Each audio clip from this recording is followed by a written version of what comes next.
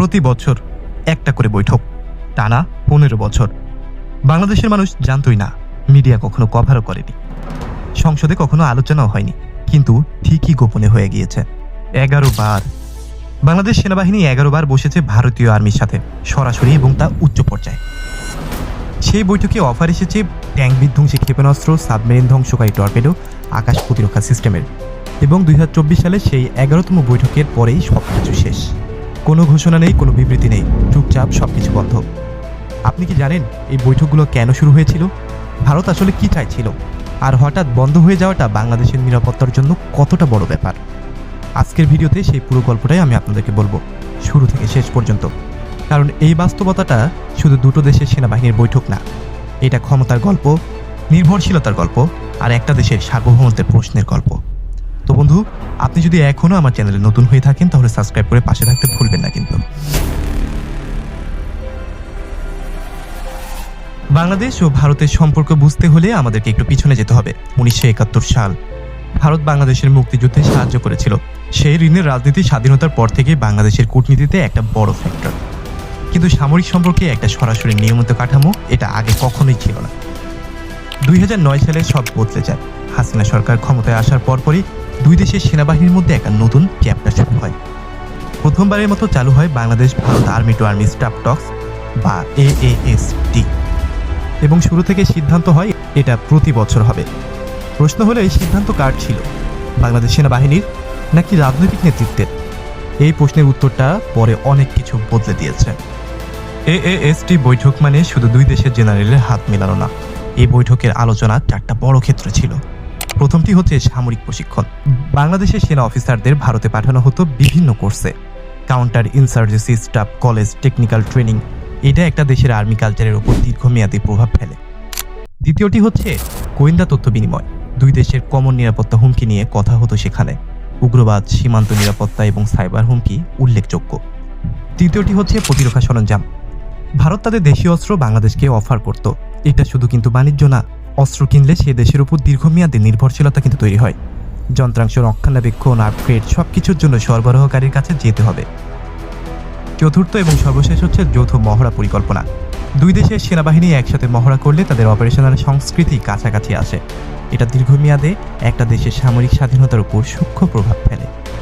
এর মানে কি দাঁড়ায়? এক একটা বৈঠক এক একটা দড়ি, এবং এই দড়িগুলো একসাথে বাঁধলে একটা শক্ত শিকল হয়ে যায়। 2024 সাল 11তম বৈঠক। এবারে ভারত যা অফার করেছিল সেটা একটু মনোযোগ দিয়ে শুনুন। MPATGM, man portable anti tank guided missile. এটা একটা সৈনিক একা বহন করতে পারে, কাঁধে তুলে লক করে আর ছাড়ে। রেঞ্জ 2.5 কিলোমিটার, যে কোনো আধুনিক ট্যাঙ্কের বর্মভেদ করার সক্ষমতা রাখে। ভারতের DRDO তৈরি, ইতিমধ্যে ভারতীয় সেনাবাহিনীতে পরীক্ষামূলকভাবে ব্যবহার হচ্ছে। পরেরটি হচ্ছে নৌবাহিনীর জন্য সেনা টর্পেডো। পানির নিচ দিয়ে চলে, সাবমেরিন ট্যাগ করতে পারে এবং যুদ্ধজাহাজ ধ্বংস করে দেয়। বাংলাদেশের জন্য এটা বিশেষ গুরুত্বপূর্ণ, কারণ বঙ্গোপসাগরে বাংলাদেশের বিশাল সামুদ্রিক এলাকা রক্ষার একটা প্রশ্ন আছে কিন্তু। তারপরেরটি হচ্ছে Akash SAM system, surface to air missile. ভারতের সবথেকে পরিচিত দেশীয় বিমান প্রতিরক্ষা সিস্টেম। 30 কিলোমিটার পর্যন্ত রেঞ্জ, যুদ্ধ বিমান, ক্রুজ মিসাইল, ড্রোন সব ধরনের আকাশ হুমকি মোকাবেলা করতে পারে। এটা কিন্তু শুধু অস্ত্রের তালিকা না, এটা একটা সম্পূর্ণ নির্ভরশীলতার নকশা। কিন্তু এই নকশা বাস্তবে রূপ নেওয়ার আগেই বাংলাদেশের রাজনীতিতে ভূমিকম্প শুরু হয়ে যায়। 2024 সালের জুলাই-আগস্ট বাংলাদেশের ইতিহাসে একটা অভূতপূর্ণ মুহূর্ত। ছাত্র জনতার গণ অভ্যুত্থানে 15 বছরের সরকার পড়ে যায় মাত্র কয়েক ঘন্টার মধ্যে। যে প্রধানমন্ত্রীর আমলে 11টা বৈঠক হয়েছিল, তিনি চলে যান ভারতে এবং ভারতই তাকে আশ্রয় দেয়। এখানে একটা বিষয় লক্ষ্য করুন, যে দেশের সাথে 11টা সামরিক বৈঠক হয়েছে সেই দেশই হলো ক্ষমতাচ্যুত প্রধানমন্ত্রীর আশ্রয়স্থল। বাংলাদেশের মানুষের চোখে এটা কি বার্তা দেয়? অন্তর্বর্তীকালীন সরকার দায়িত্ব নেওয়ার পরই সিদ্ধান্ত আসে খুব দ্রুত, AST একেবারে বন্ধ, ভারতে সামরিক প্রশিক্ষণার্থী পাঠানো বন্ধ। এই সিদ্ধান্তগুলো কি আবেগের বশে, নাকি এর পেছনে কৌশলগত চিন্তা আছে? আসলে দুটোই।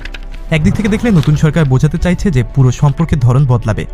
অন্যদিকে একটা জায়গায় এই সিদ্ধান্ত একেবারে যৌক্তিক, কারণ যে সম্পর্ক একটি সরকারের ব্যক্তিগত রাজনৈতিক সংযোগের উপর দাঁড়িয়েছিল, সেই সরকার না থাকলে সেই সম্পর্ক যে টলমল করবে এটাই স্বাভাবিক। এবার একটু উল্টো দিক থেকে দেখি, ভারত কেন এই সম্পর্কে এত বিনিয়োগ করেছে। প্রথম কারণ হচ্ছে ভূকৌশলগত। মানচিত্র খুলে দেখতে পাবেন বাংলাদেশ ভারতের 3 দিক থেকে ঘেরা। পশ্চিম বাংলা, ত্রিপুরা, মেঘালয়, আসাম এই রাজ্যগুলো কিন্তু বাংলাদেশকে ঘিরে। আর ভারতের উত্তর পূর্বের 7টি রাজ্য, যাকে বলা হয় 7 সিস্টার, তাদের সাথে মূল ভারতের সংযোগ মাত্র 22 কিলোমিটার চওড়া একটি করিডোর দিয়ে। এটাকে বলা হয় চিকেন নেক, তা আমরা সবাই জানি।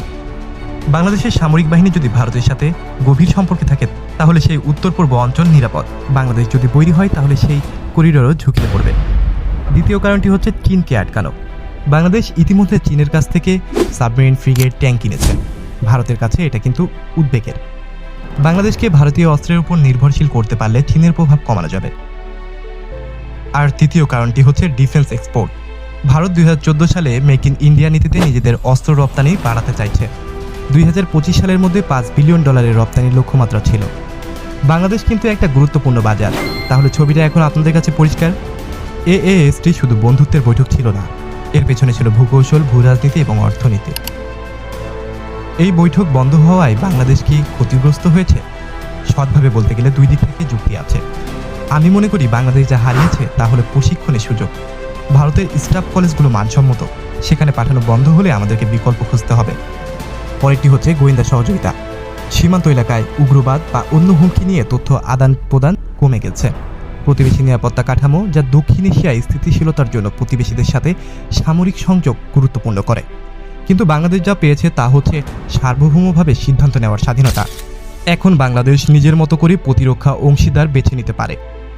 একটা দেশের উপর অতিরিক্ত নির্ভরশীলতা থেকে বের হওয়ার সুযোগ তৈরি হয়েছে, এবং একটা নতুন বার্তা যে বাংলাদেশের সামরিক সম্পর্ক রাজনৈতিক সরকারের ব্যক্তিগত সম্পর্কের অধীনে হবে না। এখন বড় প্রশ্ন হলো, এই শূন্য স্থান কি দিয়ে পূরণ হবে? অন্তর্বর্তীকালীন সরকার আসার পর বাংলাদেশের প্রতিরক্ষা নীতিতে নতুন দিক দেখা যাচ্ছে, যেমন চীনের সাথে সম্পর্ক। ইতিমধ্যে চীন বাংলাদেশের সবথেকে বড় অস্ত্র সরবরাহকারী। সাবমেরিন, ফ্রিগেট, ট্যাঙ্ক আমরা সবকিছুই চীনের কাছ থেকে নিয়ে আসছি। এই সম্পর্ক আরও গভীর হওয়ার সম্ভাবনা তৈরি হয়েছে। পরেরটি হচ্ছে তুরস্কের সাথে সম্পর্ক।